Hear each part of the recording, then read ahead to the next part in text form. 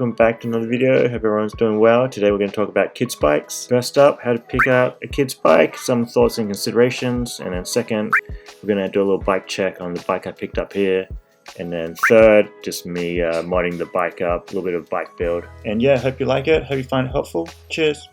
Alright, size I think it's the most important. This is really going to help with the kids' confidence. And for my child, for 0-3, we didn't use a balance bike at all, but we went straight to the 12-inch wheels. Obviously every child's different, but for my child, she didn't ride till a bit later on, so we just had the 12-inch and we only rode it maybe less than 10 times, I think. I've heard good things about balance bikes, so I'm going to keep that in. And from 3 to 6, we went straight to a 16-inch wheel bike. Really depends on how quick your child's growing, and my child actually learnt to ride on this bike, and we went without training wheels, which is probably bad for the parent's back, but good for the kid because it makes them learn a little bit quicker, I think. So our bike had a back pedal brake and a front brake, and the only issue is when she was pushing her bike around, the pedals would turn and kind of hit her in the back of the legs, so it wouldn't be too fun. If I had to do it over, I'd probably just get just a normal single speed with 2 brakes. Alright, so she's almost 7 and we got her this 20-inch bike. She's a little bit too big for a 16-inch now, starting to cram up a little bit in the cockpit. Her knees almost hitting the bars, so that's kind of when you know. And for the 20-inch, she can stand over it and have her feet pretty much flat on the ground, so that's kind of what you want to look for in a bike. Make sure they can stand over it comfortably without hitting their crotch. Alright, and a question that I get a little bit is where to size up or size down if you had the choice. For me, I would always get the smaller bike because your child's going to have way more fun riding it. It's going to be a bit easier and they're going to gain more confidence even if they stay on a smaller bike for longer. If they get a bigger bike and they can't ride it or they crash or whatever, it's gonna set them back a little bit and might take a little bit longer. Not saying you can't do it, but yeah, just something to be aware of. Next is terrain. So if you're riding on the road, you probably want something rigid with slick tires. If you're riding off-road, something with more knobbly tires and maybe shocks. Also, if you're riding for a short amount of time, maybe single speed is good. But if you're riding longer or up and down hills more, you might want gears. I've also seen 3-speed internal geared hubs, which is kind of like a in-between, which could be good as well. And then last but not least is going to be the weight. It might not mean much to you because you're a lot stronger than your kid and you can lift up any kid bike, but for a kid, the difference between a heavy bike and a light bike is going to really influence how much they ride and how difficult it is for them to ride as well. Let's check out the bike. I got this bike for $50 and it retails around $450. I also want to say most of the big brands like Mongoose, Giant, Specialized, all the bikes are going to be basically made the same, if not from the same factory, just resprayed and respec'd. So yeah, you can pick up some real good deals if you just look around. Generally, kids' bikes, you can look for ones that haven't been ridden much. Like this one, you can see like the braking surface is basically brand new. If you look on the back, there's almost like no marks on it. It's completely flat. I guess a lot of people just buy the bikes and the kids don't like riding or whatever, and they just sit in the garage. Yeah, same from the top. Just got these generic grips, generic bars. You got these small style levers, kids levers, which you can get closer to the grip, and you can use this to adjust it as well to push it down if your kids have smaller hands. Came with a little bell, bike bell, but it's broken though. Just this massive stem on it, and also grip shift. I'm not a fan of grip shift, so I'm gonna actually switch this out, but I think the new technology, I think they make it a little bit easier for kids to kind of like turn it now, where I think back in the olden days grip shift was a little bit tighter, was harder to kind of shift. But yeah, the reason why I'm shifting it out is because when you pull up on the bar, or you might accidentally just like shift it when you're riding, so I kind of like the trigger ones. But yeah, I think these are kind of industry standard now. Almost all kids bikes have a grip shift for some reason. Maybe it's cheaper, I don't know, or that's just kind of what they decided on, the industry wants. So yeah, coming down here, headset. It looks like an oversized headset, but I'm pretty sure it's just like a straight steerer. in there, 1/8. One of the reasons why I got this was so I can like switch stuff out. Makes it pretty easy because it's threadless, so that's one of the things I look for, threadless. These forks are just zoom forks. They are a bit more solid than I thought. I tried pushing them down, but it'll be easier for me because I'm way heavier, but for a little kid, I think these aren't going to move much at all, so I think they're pretty decent. They're 40 mil travel.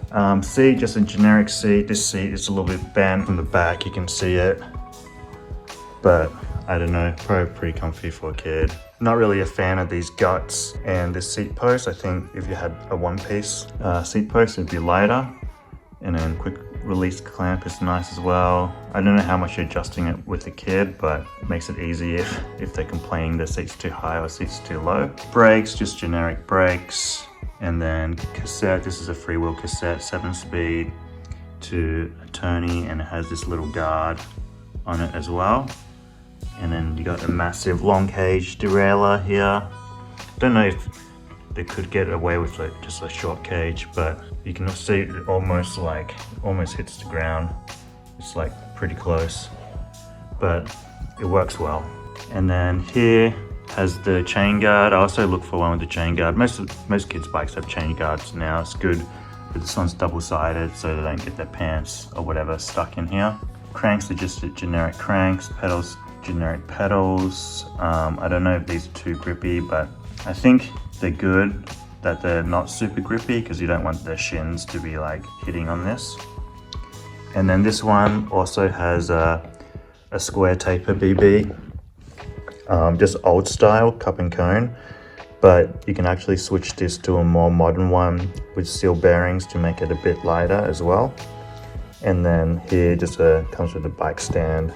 But yeah, that's basically it. The tires are 2.3. I don't know if a kid needs that wider tires, but I'm just gonna run it like that for now, and it should be pretty good. But yeah, overall this bike was, I think, a pretty good pickup. Like, it's basically, you could just clean it up and it's ready to run. There's not much you need to do to it, just service it, quick service, and it's good. But because it's me, I'm gonna upgrade some of the parts and yeah, do it up a bit, just because that's what I like to do, and hopefully make the bike a bit lighter. So I'm gonna take off those parts and then at the end give it a little weigh to see how much lighter it is and if it helps at all. So yeah, this is an older style bike. I think this is from 2020, but you can see it's got the semi-horizontal dropouts. The newer bikes are gonna have dropouts, vertical dropouts, kind of like your modern day mountain bikes, and it's going to have a normal hanger, so it'll be way easier to switch your derailleur out if you decide to switch your derailleur out. But yeah, I think most people who buy kids bikes aren't switching anything out at all. Alright, bike build time. So first we're going to take apart the bike, just taking the brakes off. Yeah, I'm not going to take the whole bike apart, just the stuff I'm going to switch out. So I'm planning to switch out these brakes. Just be careful of the noodles, don't misplace the noodles. And then what I like to do is, after I take it off, just wind the bolt back on so you don't lose it. This bike was from 2020, so yeah, almost no rust, just some spider webs. It was a funny story actually. When I was riding home with the bike on my front basket, a spider actually crawled out and I had to get rid of it mid-ride. So yeah, that was kind of pretty scary, but ended up being fine. I think it was a daddy long leg, so it was pretty harmless. But yeah, always scares you when they jump out. Here, just cutting off the derailleur cable. I'm going to save the cables as well. I think I can reuse them if they're long enough. And then here, just taking off the bells, taking off the grips. I did end up using a little bit of WD-40 for the grips just to help them slide off. This one came off pretty easily. But the other one was super hard for some reason. And then here, taking off the grip shift, that came off easy enough. Yeah, this grip was a bit of a hassle, and I had to use paper towel to make sure I could grip it because I used so much WD-40 trying to get it off. But yeah, eventually it came off in the end. Here, taking off the headset stem. Yeah, just alternate the bolts as you pull it off. And then here I'm going to take off the stand as well. I think I'm not going to run the stand just because I want to make it a little bit lighter, and the stand adds a bit of weight. Taking off the reflectors, usually you can just pop these off with a screwdriver. Taking out the seat post. I'm hoping to replace the seat post and the seat clamp if I can. And then here, taking off the door disc. Yeah, I guess I should have left some, but I wanted to get rid of it, and it was kind of already cracked, so yeah, it just took some effort, but it came off. Alright, everything's off. And yeah, things looking pretty good. I think the two hardest things was the door disc and the grip that was up there. We're gonna give it a clean, and then I can start putting the other parts on. So yeah, just giving the floor a clean, trying to keep it clean. And I'm not actually using Windex here, I'm just using a soap and detergent mix. It's just dish detergent and water. And just gave it a once over, took off some of the warning stickers. Be careful you don't get detergent on the rims because you don't want them to squeak. If you do get it on, you can use brake cleaner on the rims if they start squeaking, but yeah, turned out pretty good. Alright, all clean, looking pretty sweet I think. Yeah, so now we're going to go through the parts I'm going to chuck on. Alright, got these Sonic bars, pretty sick. Joe gave me these actually, I think a couple of years ago now. Still got them, so put them to good use. I think I can chuck them on. You can see they're a little bit wider than the old ones. Maybe like 20 mil on each side, but I think they're going to be pretty cool. And then got this Brenthal duo stem. This is super light as well, and it's got a short reach, about 40 mil. 40 mil, seems like it's 10 degrees. And 31.8, but then I put 31.8 to 25.4 shim in there. And then we'll just weigh this. So 442 grams, and then compared to the old ones, 695. So probably save like 300 grams. I'll put the math up on screen. But I think that's a pretty good saving. I'm not going to chuck this stand on, so we're going to save another 276. Here's some other extra stuff. The reflectors, I already chucked out the other two reflectors, so this is just a replacement. I just put one in there just to be honest, because this one's a bit bigger. But yeah, about 225, 224 grams. And I also kept one of the bells off because we're going to chuck a bell on probably. 89 grams. So I was going to put on like a trigger shifter, and then I realized that it might be hard for her little fingers to kind of push it all the way. So I'm going to go with this, just a friction shifter. So yeah, you can see that's 77 grams. Alright, the brakes. These are old ones, 376. And then these are the brakes I'm putting on, 367. Almost the same, so if you want to save weight, you could always use some of these crappy ones. But yeah, I'm gonna check on these. These are XTR, probably overkill, but it'll be fun. Okay, here's the old seat, 297 grams. She wants her old seat on her other bike, 324. Seat clamp, old seat clamp, 60. New seat clamp, 24. Alright. Old top cap is at 11. 5G is at 7 grams. Old seat post, 274. Alright, so you can see this is dropped all the way in, so I'm gonna chop it because I want to be able to slam it because my daughter only can just reach the bottom. So this is kind of how I'm gonna do it. Measure this, 87. Alright, just put a little bit of tape on and all the way around so I can have a little guide. And I measured a little bit more than 87, maybe like 90, so it'll definitely go all the way down.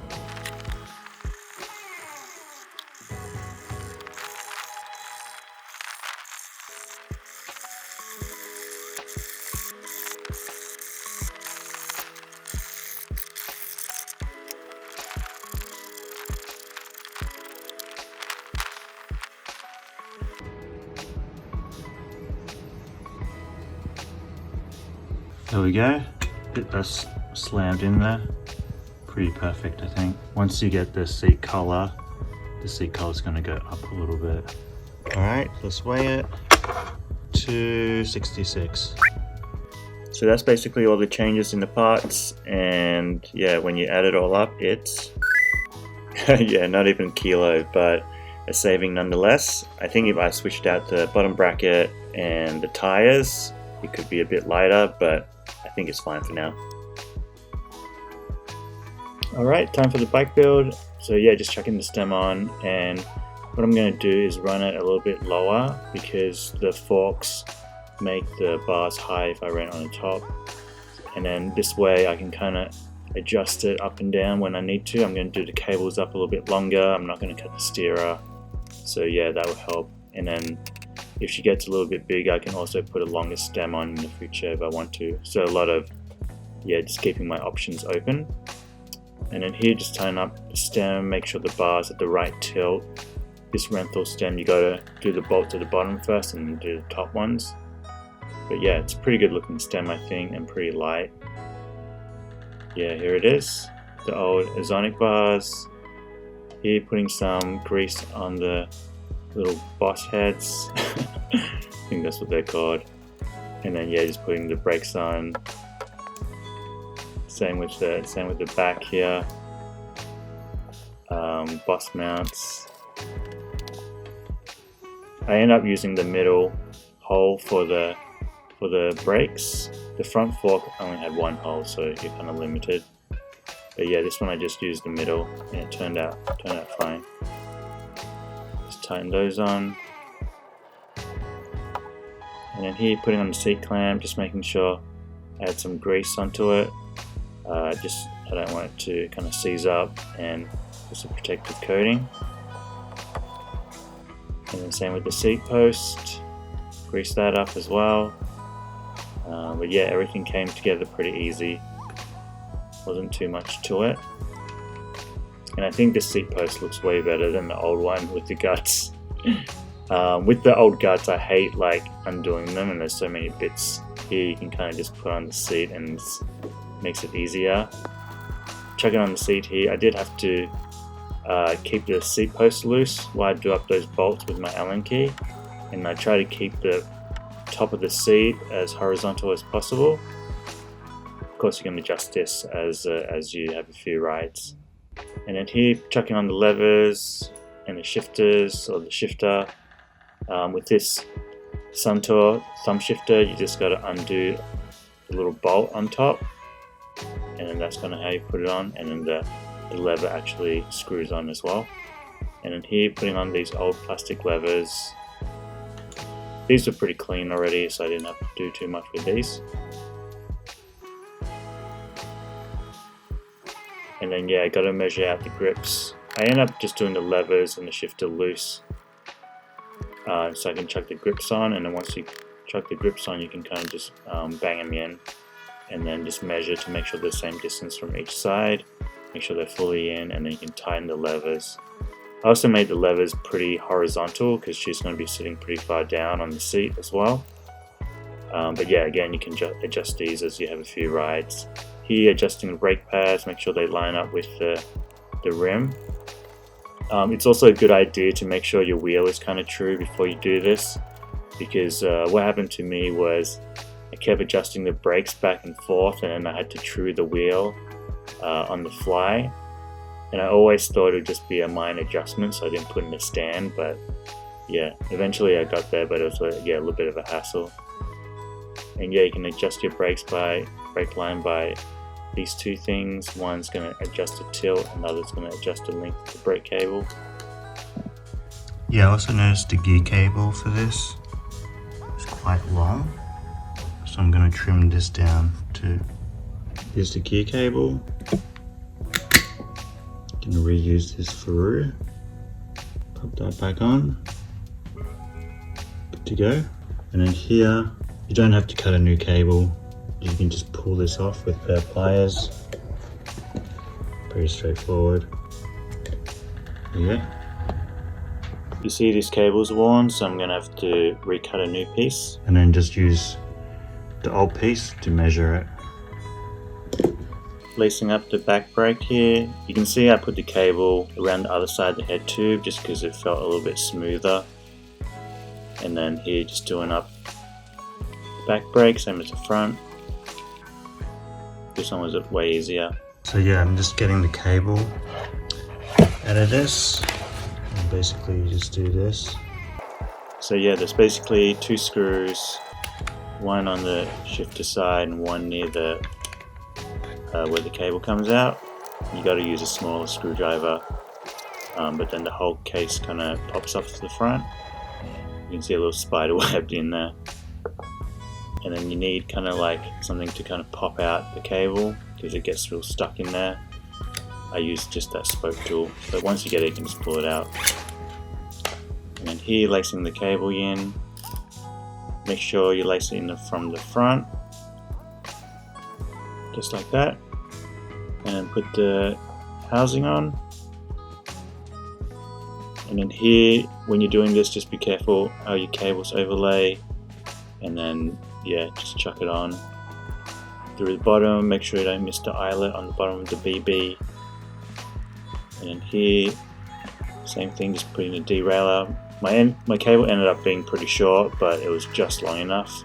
And then you can pull on the cable to get rid of detention to try to get your cable a bit longer.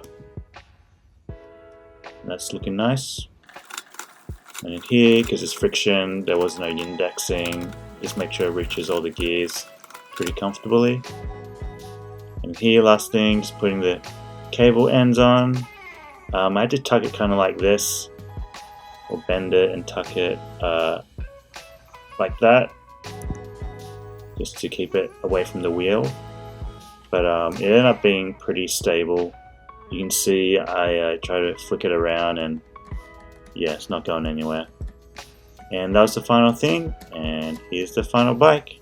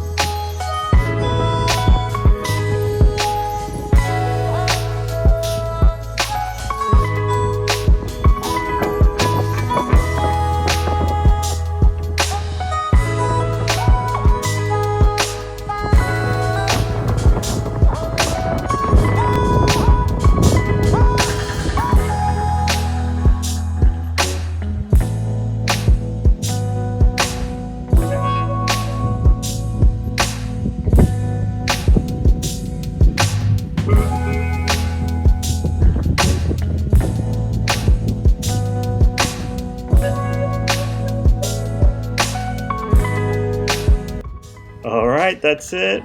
Yeah, my daughter was super stoked on the bike. We can't wait to take it on more rides, see how it goes. She actually did pretty well with the friction shifting. She could do it herself, so pretty stoked on that.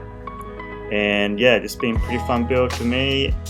If you have any questions, just leave them down below. And yeah, thanks everyone for the support, and I'll catch you in the next vid. Peace. What do you think? Good.